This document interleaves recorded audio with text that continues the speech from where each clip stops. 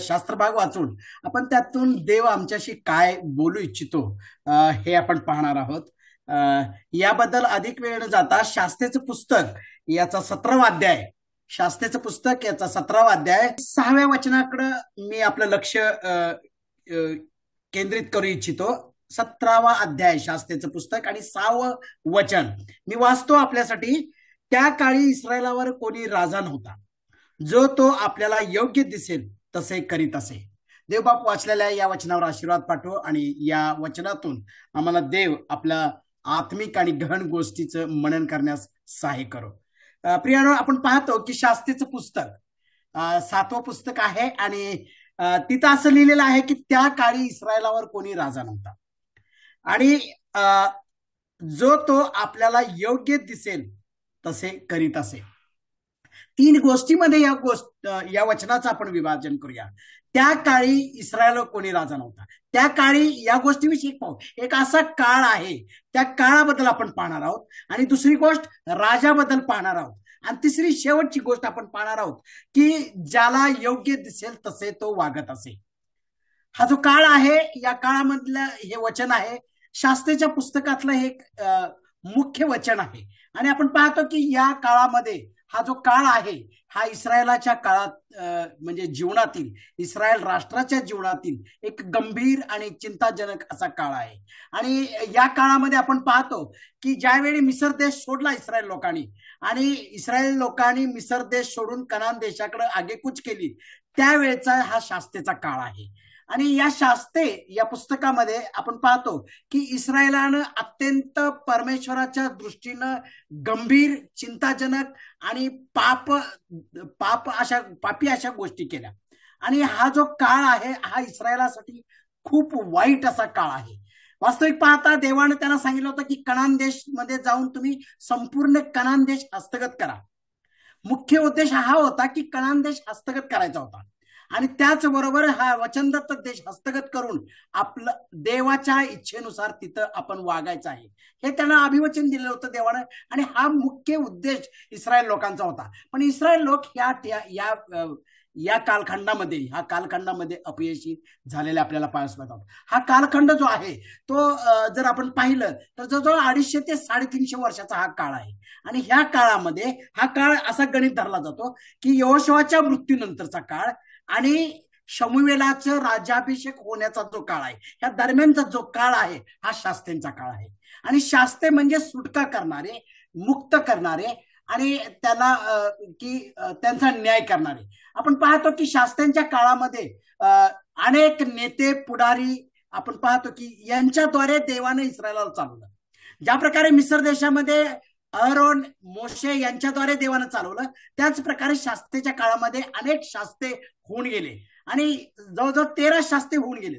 आणि ह्या काळामध्ये इस्रायल लोकांचा जो काळ आहे त्या कठीण काळामध्ये हे शास्त्रे लोक जे आहेत हे त्यांना चालवत असत, त्यांना देवाच्या इच्छेनुसार हे करत असत. आणि मग आपण पाहतो की हे जे शास्त्रे होते हे कसे होते, आध्यात्मिक वरदान लाभलेले लोक होते, देवाने निवडलेले होते, ते पुढारी होते. आणि दुसरी गोष्ट ते एक चांगले योद्धे होते, शूरवीर होते. आणि ज्या ज्या वेळी इस्रायलाला अडचण आली, लोकांना परकीयांच्या दास्यत्व आलं, त्यावेळी ह्या शास्त्रेंच्या आधारे देवानं त्यांची सुटका केलेली आपल्याला पाहायला मिळते. हा संपूर्ण देश हस्तगत करणे हाच मुख्य उद्देश इस्रायल लोकांचा होता. पण इस्रायल लोक यामध्ये अपयशी झालेले आपल्याला पाहायला म्हणतात. याचं कारण असं आहे की ह्या इस्रायल लोकांनी काय केलं, कनान देशामध्ये गेल्यानंतर कनानी देशाच्या लोकांच्या सारखं वागले. त्यांना सुरुवातीच्या काळामध्ये कनानी संस्कृती हस्तगत केली, त्या लोकात मिसळलेत, त्या लोकांशी रीतिरिवाज करू लागलेत. आणि मग यामुळं वास्तविक पाहता देवानं सांगितलेलं होतं की तुम्ही ते राष्ट्र तिथल्या लोकांना हाकलून द्या आणि तुम्ही ते संपूर्ण प्रदेश जिंकून घ्या, तुमच्या हातामध्ये घ्या. यामध्ये हे लोक अपयशी झालेले आपल्याला पाहायला मिळतात. आणि मग जर आपण पाहिलं तर हा शास्त्रेंचा काळ अगदी भयानक असा काळ होता. प्राध्यापक मुरहेड जे आहे डीडी यांनी या शास्त्रेच्या गंभीर काळाचं वर्णन असं केलेलं आहे. ते म्हणत आहेत की एका वाक्यात त्यांनी हे गंभीर वर्णन केलेलं आहे. 7 वेळा धर्मत्याग, 7 वेळा मूर्तिपूजक राष्ट्राचे दास्यत्व येणे आणि 7 वेळा सुटका. ह्या मुख्य या जर पुस्तकाचं जर मर्म बघितलं तर या प्रकारे आहे. आणि मग इस्रायलाच्या या काळामध्ये जवळजवळ 350 वर्षांचा काळ, त्यापैकी जवळजवळ 100 वर्ष लोक ह्या इस्रायल लोकांनी देवाकडे बिलकुल लक्ष दिलं नाही. देवाच्या दृष्टीनं अत्यंत वाईट असं हे कृत्य करत होते. त्यामुळे देवाने त्यांच्याकडे दुर्लक्ष केलं. ज्यावेळी देवाकडे आम्ही दुर्लक्ष करतो, देवाच्या आज्ञापालनाकडे आम्ही दुर्लक्ष करतो, देवाच्या इच्छेकडे आम्ही डोळेझाकपणा करतो, त्यावेळी आम्हाला देव सोडून देतो. पाहतो आपण जर शास्त्रेचं पुस्तक जर पाहिलं तर त्याच्यामध्ये इस्रायल लोकांनी देवाला सोडल्याचं आपल्याला पाहायला मिळते आणि त्यानंतर देवानं इस्रायल लोकांना सोडलेलं. 2 अध्याय 13वं वचन आणि 23वं वचन. 13व्या वचनात आपल्याला इस्रायल लोकांनी देवाला सोडलेलं पाहायला मिळते आणि 23व्या वचनामध्ये इस्रायल लोकांच्याकडे देवानं नजरअंदाज केलेलं आपल्याला पाहायला मिळते. आणि मग हा जो काळ आहे हा गंभीर असा काळ आहे आणि या काळामध्ये अत्यंत वाईट असं हे. आणि त्या काळाचं वर्णन करत असता शास्त्रेच्या पुस्तकातील लेखक असं म्हणतो, त्या काळी इस्रायलावर कोणी राजा नव्हता. इस्रायलला खरोखर राजा नव्हता हे जरी सत्य गोष्ट असली, जगिक राजा नव्हता. आणि राजाचं काम आहे. ह्या ज्या काळाविषयी आपण पाहिलं, काळ की कणानी संस्कृतीचे अंगीकृत करणे, देवाला विसरणे आणि हा उतरतीचा काळ, इस्रायल राष्ट्राचा संपूर्ण विद्रोहाचा हा काळ आपल्याला पाहायला मिळतोय. आणि मग या काळामध्ये जी न्याय व्यवस्था होती, शास्त्राच्या पुस्तकामध्ये मुख्य जी काय असेल तर ती न्याय व्यवस्था आपल्याला पाहायला मिळते. आणि ही जी न्याय व्यवस्था आहे ही आपल्याला 3 गोष्टीमध्ये पाहाव्यास मिळतात, 3 विभागामध्ये. एक शास्त्राच्या काळाच्या अगोदरची न्याय व्यवस्था, शास्त्राच्या काळानंतरची न्याय व्यवस्था. यासाठी आपण पाहत आहोत की ते म्हणत आहेत की त्या काळी इस्रायलला कोणी राजा नव्हता. आता राजा आवश्यक आहे का? राजा जगिक लोकांना आवश्यक आहे, त्या प्रकारे इस्रायल लोकांना राजाची आवश्यकता होती? नाही प्रियानो, कारण स्वतः देव त्यांचा राजा होता. आणि मग हे लोक जी देवा राजाचं काय काम आहे तर राजाचं 3 गोष्टी महत्वाच्या आहेत. राजा ह्या लोकांना पाहिजे होता, तर राजाचं मुख्य काय काम आहे तर जनतेचं पोषण करणे, जनतेचं संरक्षण करणे आणि जनतेवर नियंत्रण करणे. आणि या 3 गोष्टी वास्तविक पाहता या 3 गोष्टींचा अनुभव इस्रायल लोकांना मिस्र देशामध्ये आलेला होता. देव त्यांना त्यांचं पालन पोषण करत होता, त्यांचं संरक्षण करत होता आणि त्यांच्यावर प्रत्यक्ष नियंत्रण करत होता. जगिक राजा ज्या प्रकारे ज्या गोष्टी करत होता त्याच्यापेक्षा चांगल्या उत्तम गोष्टी स्वतः देव निर्माण करतात त्यांच्यासाठी करत होता. पण हे लोक त्या गोष्टी विसरले, मिस्रातील काळ विसरले आणि ज्यावेळी कनान देशात आले त्यावेळी ते विसरून कनानी लोकांशी वागले. आणि मग आपण पाहतो की ही जी न्याय व्यवस्था आहे, ही न्याय व्यवस्था याच्यामध्ये पहिली जी न्याय व्यवस्था आहे त्याच्यामध्ये आपण पाहतो की कुटुंब प्रमुख इस्रायलाचा न्याय करत असत. वास्तविक पाहता वडीलजनच न्याय करत असत. जर उत्पत्तीचं पुस्तक 38वा अध्याय आणि 24व्या वचनामध्ये यहूदा आणि तामर यांचं जर उदाहरण घेतलं तर न्याय व्यवस्था ही कुटुंबाच्या अधीन होती, कुटुंब प्रमुखाच्या अधीन होती. त्यानंतर मोशेने त्याच्यात थोडंसं ग्रोथ केलं, वाढवलं आणि मोशेने प्रत्येक वंशात 1000 लोक, 1000वर 100 लोक, 100वर 50 लोक, 50वर 10 लोक, 10वर 1. अनुवादाचं पुस्तक 16वा अध्याय आणि 18 ते 20, 21 अध्याय 2 वचन यामध्ये मोशेची न्याय व्यवस्था आपल्याला पाहायला मिळते. आणि ही न्याय व्यवस्था त्या काळी इस्रायलाच्या शास्त्रेच्या अगोदरच्या काळाची ही न्याय व्यवस्था होती. आणि त्यानंतरचा जो काळ आहे तो शास्त्रेचा काळ. आणि मग त्यावेळी असं लिहिलेलं आहे की राजाचा काळ, इस्रायल लोकांना राजा हवा होता. वास्तविक पाहता इस्रायल लोकांना खरोखर राजा पाहिजे होता का? नाही प्रियानो. याचं कारण देव स्वतः त्यांचं नियंत्रण करत होता. पण त्यांची इच्छा अशी होती की देवानं आमचं राजेपण करू नये, तर जगिक राजा पाहिजे. आणि जगिक राजा त्यांना कसा पाहिजे? जगिक राजा या प्रकारे पाहिजे होता की त्यांच्या लढाया त्या जगिक राजानं स्वतः लढाव्या, तो राजा त्यांच्या समोर चालावा, त्या राजानं त्यांची न्याय व्यवस्था करावी, त्यांचा न्याय करावा, अशी ही त्यांची इच्छा होती. आणि देवाला हे प्रत्यक्ष अमान्य असं होतं. देव ह्याबद्दल खेद व्यक्त करतो. देवाची ही इच्छा नव्हती की इस्रायल लोकांनी राजा मागावं, पण शमूएलाच्या काळामध्ये आपण पाहतो की जगिक राजा आणि स्वतः दैवी राजा जो आहे याच्यामधील फरक, इस्रायल लोकांनी राजा मागून काय नुकसान करून घेतलं आणि काय फायदा करून घेतला हे आपल्याला पाहायला मिळते. इस्रायल लोकांनी जगिक राजा मागून देवाविरुद्ध काय केलं? देवाच्या अपेक्षेचा भंग केला, देवाविरुद्ध पाप केलं. अनुवादाचं पुस्तक 14वा अध्याय 2रं वचन आणि शमूएलाचं पुस्तक 1 शमूएल 12वा अध्याय 12व्या वचनात देव राजा होता आणि देवाचा राजा म्हणून त्यांनी त्याग केलेला आपल्याला पाहायला मिळते. आणि हा जगिक राजा किती विद्रूप आहे, किती वाईट आहे, तो कशा प्रकारे त्यांना हाताळेल, कशा प्रकारे त्यांच्यावर अन्याय करेल हे जर आपण पाहिलं तर अनुवादाचं पुस्तक 17वा अध्याय 14 ते 20 आणि 1 शमूएल 18वा अध्याय 11 ते 18 या वचनापर्यंत आणि 1 शमूएल 15वा अध्याय 24 हे जे संदर्भ आहेत हे आपल्याला हे पाहायला मिळतात की जगिक राजा इस्रायलांच्या दृष्टिकोनातून कसा घातक आहे, कसा अन्यायकारक आहे, कसा नुकसान करणार आहे हे देव या ठिकाणी सांगत आहे.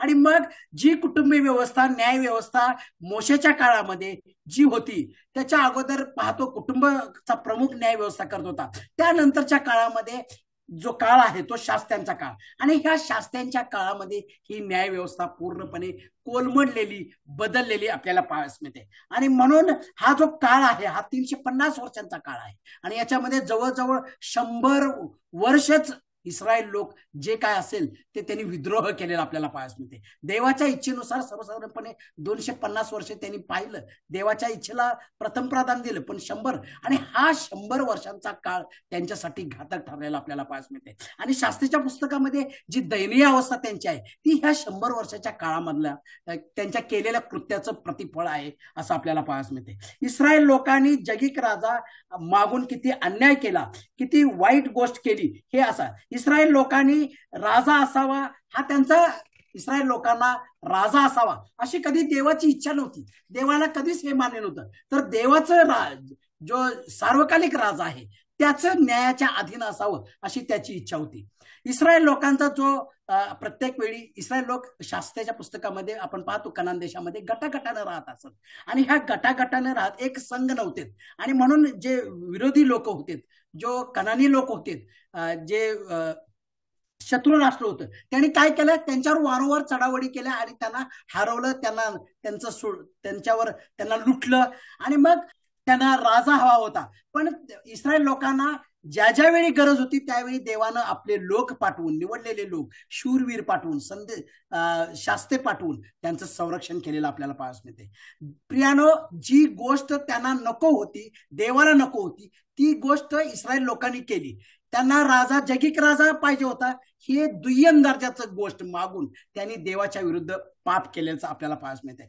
प्रियानो, आपण देखील काय करतो की देव आम्हाला एखादी गोष्ट पुरवत असता आम्ही चांगल्या गोष्टीची वाट पाहायला पाहिजे. जर आम्ही चांगल्या गोष्टीची वाट पाहत नाही आणि मग आम्ही आमच्या इच्छेनं दुय्यम दर्जाचं निवडतो की जे आपल्याला घातक आहे, देव आमच्यासाठी सर्वोत्तम उत्तम जे काय आहे ते देतो, सुसमयी देतो, योग्य वेळी देतो, आपण वाट पाहायला पाहिजे. आणि जर आपण स्वइच्छेनं जर निवडलं तर ते आपल्याला घातक असं ठरतं. इस्रायल लोकांनी स्वइच्छेनं राजा निवडला, शाऊलाकडे जर आपण पाहिलं, आणि मग त्यांना शाऊलाला जे राजा म्हणून जे एक अपयश आलेलं आपल्या पाहिजे, त्या काळात इस्रायलाचा जो पहिला राजा शाऊल याच्याद्वारे इस्रायल लोकांना अपयश आलेलं आपल्याला पाहायला मिळते. कारण आपण दुय्यम दर्जाचा ते निवडतो.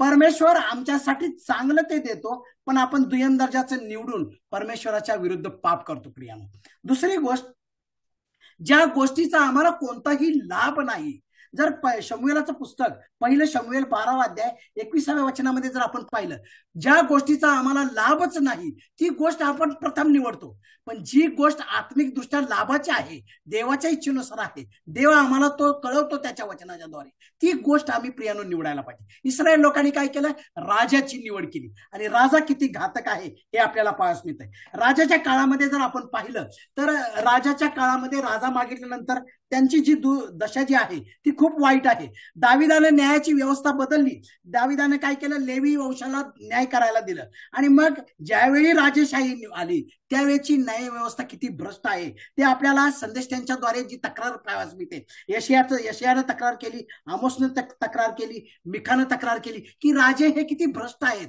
ते कधी पैसा घेऊन, लाचलुचपत घेऊन हा न्याय करत आहेत. याचं उत्कृष्ट उदाहरण जर आपण पाहिलं तर अहाबानं नबाताचा जो द्राक्षाचा मळा आहे तो बळकावलेला होता. म्हणजे राजेशाही सुद्धा न्याय व्यवस्थेमध्ये भ्रष्ट होती. पूर्वीची जी न्याय व्यवस्था होती ती देखील भ्रष्ट होती. मानवी न्याय व्यवस्था किती भ्रष्ट आहे हे देव यामधून दाखवत होता. आणि आपण पाहतो की राजेशाही ही नको होती देवाला. आणि म्हणून या इस्रायल लोकांनी जगिक राजा मागितला आणि देवाविरुद्ध पाप केलेला आपल्याला पाहायला मिळते. आणि मग इस्रायलाच्या काळामध्ये त्यांना कोणी राजा नव्हता, कोणी पुढारी नव्हता, कोणी देवाचा मुख्य हस्तक एक संघ असा कोणी नव्हता. म्हणून त्यांनी काय केलं, स्वइच्छेला प्रथम प्राधान्य दिले. स्वइच्छेला त्याला जे प्रत्येकाला जसं वाटत असेल, जसं इच्छा होईल तसं तो वागण्याचा प्रयत्न करत असे.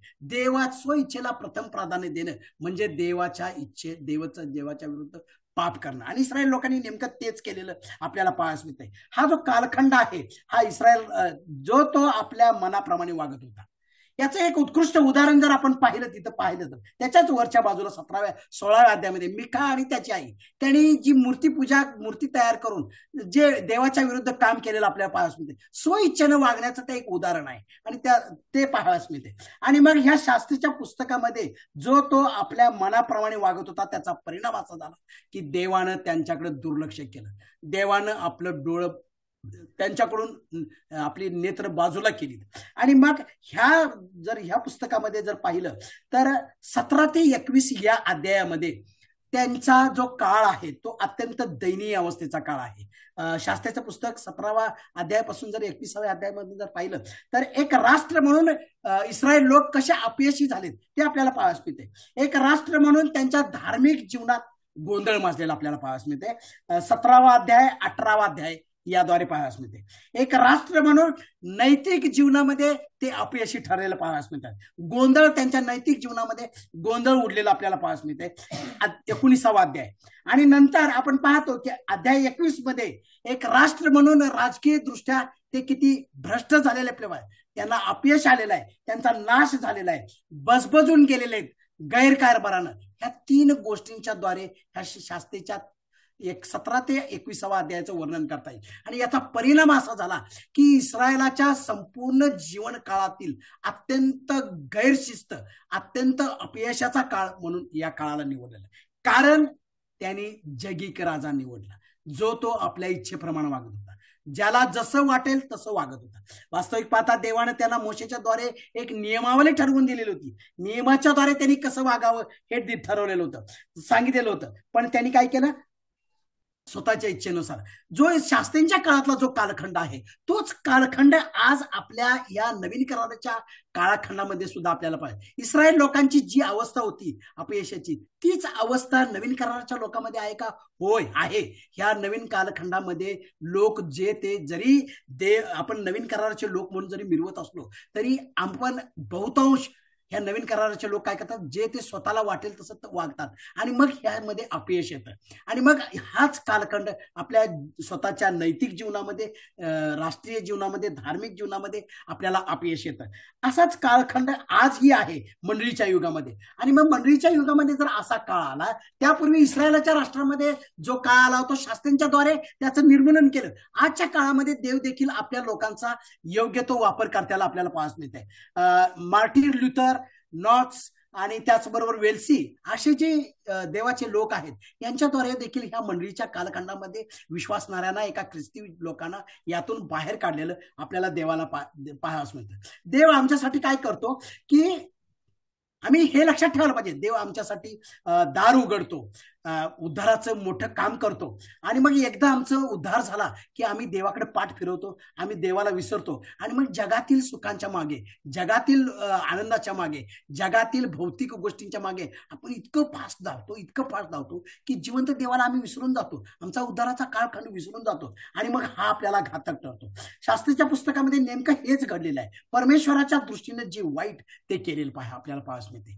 आजही या मंडळीच्या काळामध्ये आपण पाहतो इस्रायल लोकांनी शास्त्रीच्या काळामध्ये पाप केलं, देवाच्या इच्छेविरुद्ध वागलेत आणि उलट त्याचं पापाचं समर्थन केलं. आपण कसे चांगले आहोत, आपण किती योग्य वागत आहोत, आपण योग्य तेच वागतो याचं समर्थन करून आणि पाप केलं. आजच्या कालखंडामध्ये आपण पाहतो की नवीन कराराचे लोक चूक करतात, वाईट गोष्टी करतात, पण नेमकं त्याचं समर्थन देखील करतात आणि हे देखील समर्थन करून काय पवित्र शास्त्राच्या विरोध समर्थन करतात. भेकड लोक आहेत, भ्रष्टाचारी लोक आहेत, अत्यंत वाईट बलात्कारी लोक आहेत आणि मग आपण केलेल्या कृत्याचं समर्थन करून आपण किती योग्य आहोत, देवाच्या दृष्टिकोनातून आपण योग्य ते करत आहोत याचं समर्थन करणं हे आजच्या काळामध्ये देखील वाईट आहे, जे इस्रायलच्या काळामध्ये शास्त्रीच्या लोकांनी केलं. प्रियानो, असं करणं देवाला अप्रिय आहे. देव आमच्या पापाचं गोष्टी नमूद करतो, देवाला प्रत्यक्ष या गोष्टीचा तिटकार आहे. आणि मग आपण पाहतो की एक राष्ट्र म्हणून इस्रायल राष्ट्र कसं अपयशी झालेलं आहे हे आपल्याला पाहायला मिळते. शेवटी आपण एक वचन वाचूया आणि मग आपण देवाच्या इच्छेविरुद्ध एक राष्ट्र म्हणून हे लोक इस्रायल लोकांना एक राष्ट्र म्हणून देवाच्या इच्छेनुसार त्यांना निवडलेलं होतं. देवाच्या इच्छेनुसार त्यांनी वागावं यासाठी त्यांची निवड केली होती. पण इस्रायलाला काय पाहिजे होतं? जगाप्रमाणे वागण्याची त्यांची इच्छा होती, जगाच्या प्रमाणे राहावं अशी इस्रायल लोकांची इच्छा होती. पण देवाची इच्छा वेगळी होती, माझ्या इच्छेप्रमाणे राहावं. अनुवादाचं पुस्तक 17वा अध्याय 14 ते 20 मध्ये आपल्याला ही गोष्ट पाहायला मिळते. 12वा अध्याय 8व्या वचनामध्ये अनुवादाच्या पुस्तकामध्ये जसं तुम्ही मिस्र देशात वागत आहात स्वतःच्या इच्छेनुसार तसं तिथं वागू नका, कनान देशात वागू नका असं देवानं अगोदरच सांगितलेलं होतं. प्रियानो, आपण देखील जर असं वागू तर अनुवादाचं पुस्तक याचा 12वा अध्याय आणि 25व्या मध्ये आमच्या जे कल्याणकारी गोष्टी देवानं निवडलेल्या आहेत त्या आम्हाला त्याचा लाभ होणार नाही जर आम्ही आमच्या स्वतःच्या इच्छेनं वागत असू तर. नीतिसूत्राचं पुस्तक 14वा अध्याय 12व्या वचनामध्ये, 16व्या अध्याय 25व्या वचनामध्ये देव अशा वागण्याचा तीव्र विरोध करतो. आणि पाऊल शेवटी आपण पाहूया, पाऊल काय म्हणतोय की पाऊल एकच म्हणतोय की मी जर स्वतःच्या इच्छेनं जर वागत असलो तर एका मानवी माणसाचा मानवी काय मनुष्य आहे की तो म्हणत आहे की मीपणानं जर वागत असू तर अत्यंत वाईट गोष्ट आहे. बघा, एका मानवी मनुष्याची कशी अवस्था आहे की मी मरणाच्या आधी, रोमकरास पत्र 7वा अध्याय 24व्या वचनामध्ये मी किती कष्टी दुःखी मरणाच्या अधीन असलेल्या मानवाची ही अवस्था आहे जर आम्ही आमच्या मनाच्या इच्छेप्रमाणे वागलो. शास्त्राच्या पुस्तकावरून देव आम्हाला ह्याच गोष्टी शिकवतो.